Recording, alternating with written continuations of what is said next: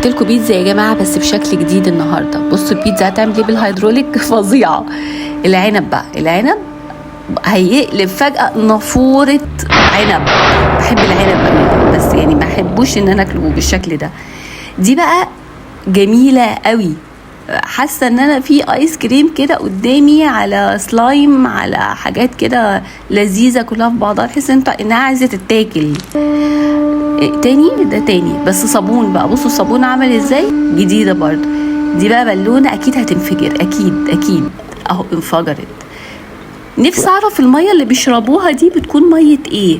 بشوفها في فيديوهات كتير قوي، ميه كده بيكون جواها حاجات سودا. اللي يعرف يكتب لي في الكومنتات. ياه اللعبه دي بقى لنا كتير ما شفناهاش. ده لسه بتكمل شرب تاني اهو. هيخلصها بقى، خلصها خلاص.